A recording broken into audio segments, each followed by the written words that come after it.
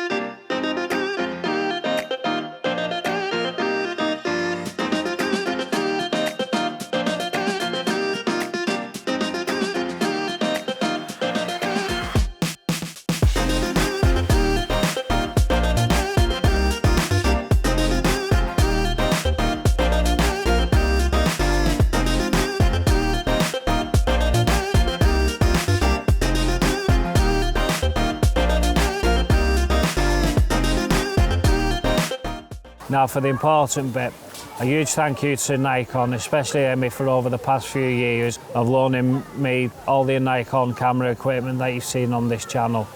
She has since been promoted. A big congratulations on that, and I want to thank you for loaning me over the years. And a big thank you to Isla for providing this Z9 and these amazing lenses. My all-time favourite, the 24-70 f2.8 S lens, 180 to 600mm, f5.6 to 6.3 to test. But let's be crystal clear, they have no input on what I say, and they will see this video before it goes live. Every single opinion you're about to hear is entirely my own, and this is an independent review through my lens, so let's get into it. So, the Nikon Z9, a camera that when it launched absolutely rocked the mirrorless world. But here we are, almost at the end of 2025, and the tech landscape moves fast. Are its features still cutting edge? Does it hold up against newer offerings? That's what we're going to explore today in part one. I'm hoping to be a 3, possibly a 4-part series. We have new flagships from Canon, Sony, Fuji, Owen Systems, and the Micro revolution that's going on, which I'm a part of as well. I absolutely love the OM systems, and also from Nikon themselves with the brand new Z6 Mark III and the Z5 Mark II. I don't want to spread the rumour mill, but I can see a Z9 Mark II on the horizon. You've got new sensors, new AI processing, new everything. So the big question is, can this seasoned professional still hold its own against the new contenders? Is Is Nikon Z9 still worth your hard-earned money? That's what we're here to find out about. Today we're putting it through its paces with an absolute favourite subject of mine, wildlife, here at the incredible, and I must say very accessible, and my absolute favourite, Chester Z.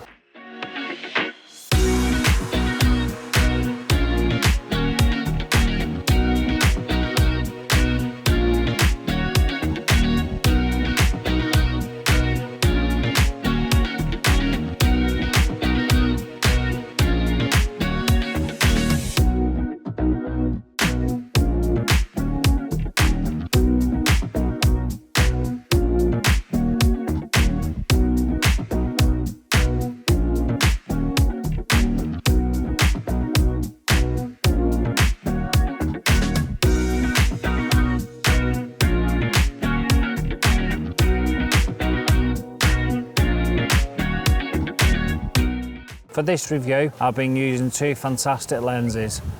The amazing and my favourite NIKKOR Z 24-70 f2.8s, which is great for all-round shooting and for those times I need to reach out and grab the action. The NIKKOR Z 180-600mm f5.6 to 6.3 VR. Both are phenomenal pieces of glass and they pair beautifully with the Z9. Let's start with what I love about the Z9, and honestly a huge pro for me, especially as a wheelchair-bound photographer and content creator, is the ergonomics. Nikon has absolutely nailed the design here.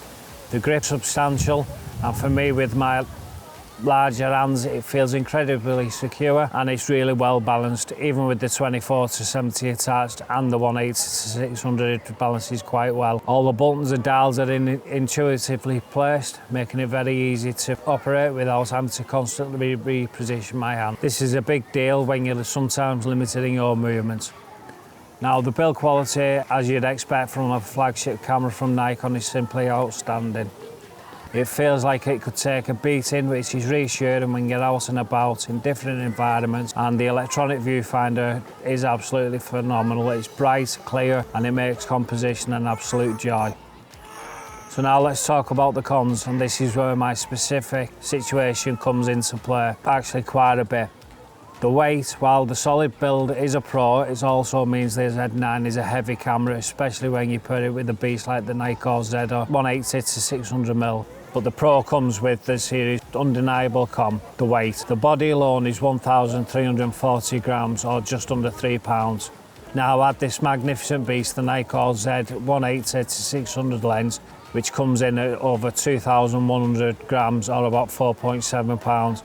All in all, you're wrestling with nearly 3.5 kilos, or around 7.7 pounds. For a standing, able-bodied photographer, you can shift your weight, plank your feet, brace with your legs and your core. But for me, sitting in a chair, that's not an option. My centre of gravity is fixed. Hand-holding this for me more than a few minutes is a non-starter. It's a recipe for muscle fatigue, shake and ultimately missed shots. And there's another more subtle design choice that makes a world of difference. This 180-600mm lens has an internal mechanism. The lens stays consistent. The ballast point doesn't shift. Many telephoto zoom extend as you zoom in, pushing the centre of gravity further and further away from your body. For me, that would be a constant fatigue battle of rebalancing the entire rig. The fact that this lens doesn't do that is critical, and it is often overlooked accessibility feature. It maintains stability, which for me is paramount.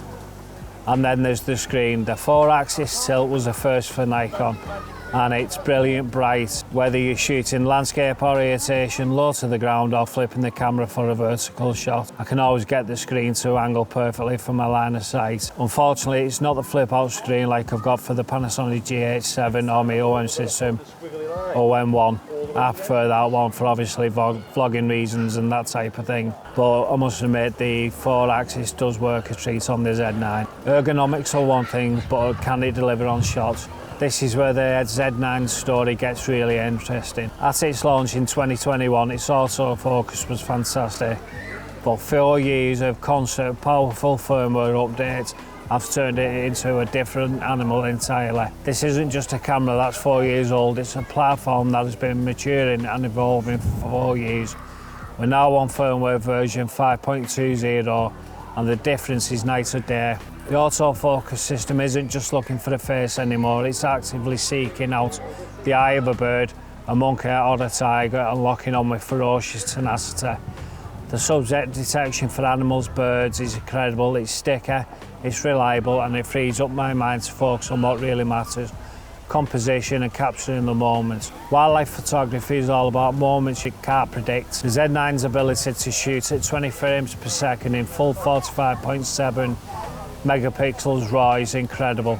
But for me, the practical benefits of true silent shooting in a wildlife context far outweigh any nostalgic attachment to the single shutter sound. And you can do this all day. I've been shooting now for 5 hours. I've currently taken 1,500 shots and I've still got 40% of the battery going strong. The EL18D battery is an absolute monster. The SIPR rating is around 740 shots, but in real world, like I said, I've currently got around, let me have a look,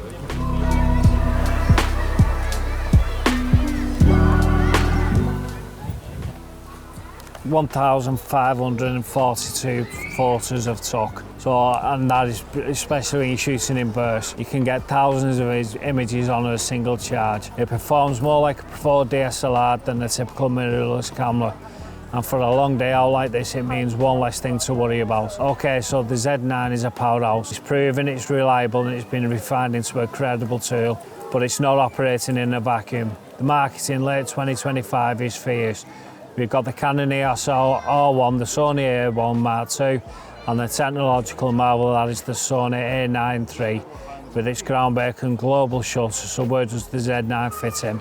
The reality is the Z9 20 frames per second is blistering fast and more than enough for 99% of situations. Stack sensor already has one of the fastest readout speeds in the business, making rolling shutter a virtual non-issue for stills away. Finally, the bottom line price. This is where the Z9 Edge becomes its greatest sense. By late 2025, it's the most mature camera here, and it offers incredible value, and you're getting a flagship tier, high resolution, high speed body, for what will likely be thousands of dollars less than the brand new R1 or A1 Mark. It's no longer the most expensive kid on the block, it's arguably the smartest.